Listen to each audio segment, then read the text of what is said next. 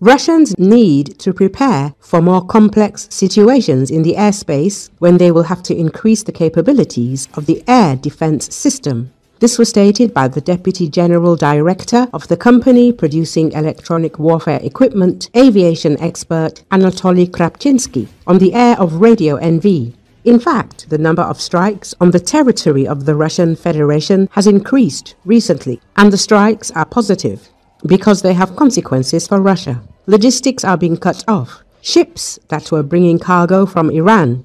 Components for the Shaheds are being hit, he said.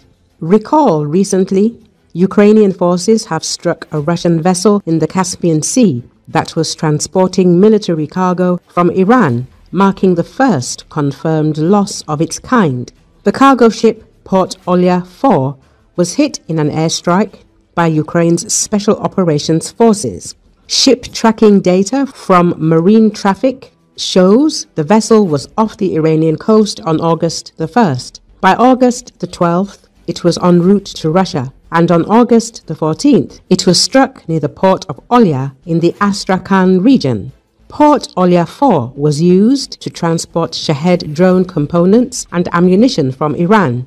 It is owned by sanctioned Russian shipping firm MG Flot LLC, formerly Transmorflot LLC, linked to Astrakhan businessman Jamaldin Pashayev. His companies have handled Russian military exports since 2021, signing more than 200 contracts for shipping weapons to various countries.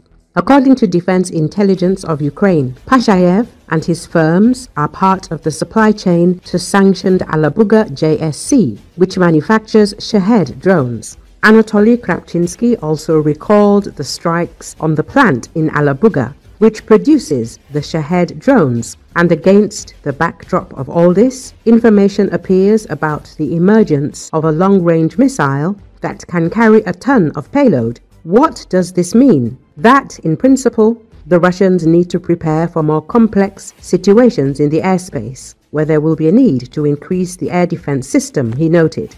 Krapchinsky noted that more air defense systems are now located in the temporarily occupied territory of Ukraine because Russia is afraid of losing parity. It has not yet prepared the possibility of using the Shaheds at short distances. Let's remember that the Donetsk airport, the Kerch airport, are being rebuilt to launch the Shaheds. They are afraid of losing air parity, so that, for example, our planes can fly in, he noted. He also added that the situation is difficult for the enemy, but we must not relax. We need to increase our capabilities and increase the number of types of weapons that we use in order to carry out combined attacks on the territory of the Russian Federation, Krapchinsky emphasized. So Ukraine increases the number of strikes on Russian territory. Russian air defense is collapsing against this background and is unable to prevent all attacks. Recall in the last week alone, the Ukrainian Armed Forces Unmanned Systems Forces have destroyed 2 Russian oil refineries and 2 oil pumping stations. SBS Commander Robert Magyar-Brovdi summed up the military operations and noted that after the strike, the oil refinery in Novoshakhtinsk, Rostov region, has been burning for more than 60 hours.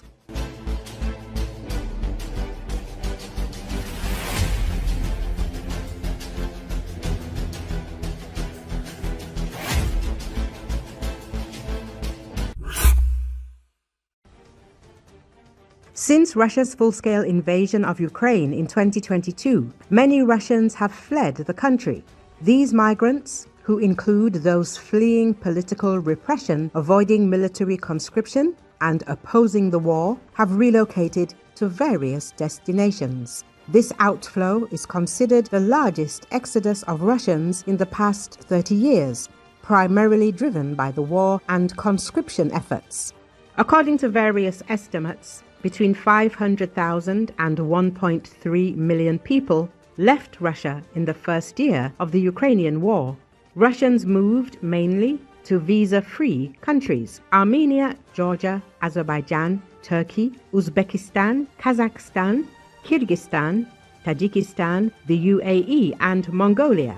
The state hides the fact of emigration and reports that the migration flow in the first 6 months of 2022 amounted to only 96.7 thousand people, which was even less than the pre-COVID figures.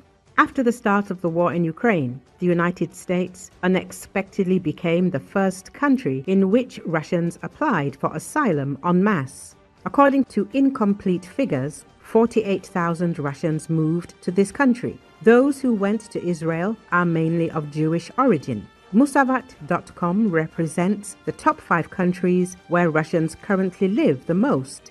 The United Arab Emirates has long been a country where not only the rich live. Tens of thousands of Russians have moved to Dubai and Sharjah. They work here, do business, and gain status by opening companies. Moving here is not living like a sheikh, but a legalized way to work peacefully abroad. Renting an apartment starting at $1,000 is nothing in this country, from income to taxes. Russians choose this country not only because it is tax-free, it is both safe and has a stable economy.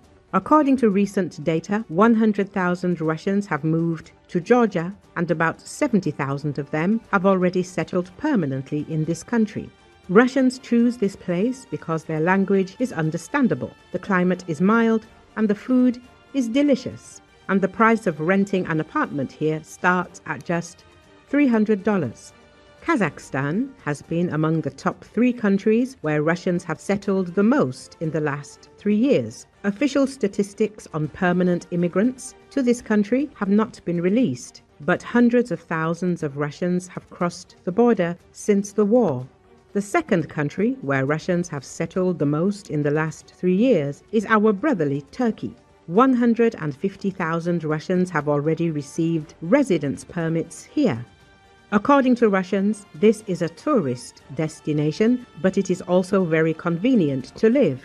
Russians already have their own schools, clinics, and law offices in Alanya, Antalya, and Istanbul. Tens of thousands of Russians live there without plans to return. The country where Russians emigrated the most after the war is Serbia.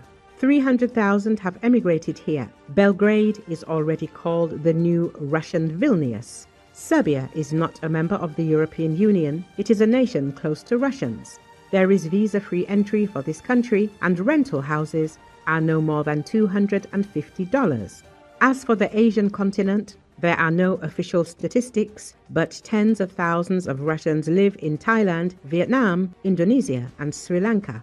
Here, too, there are simplified visa regimes. Apartment rent starts at $200, and food is mostly kopecks.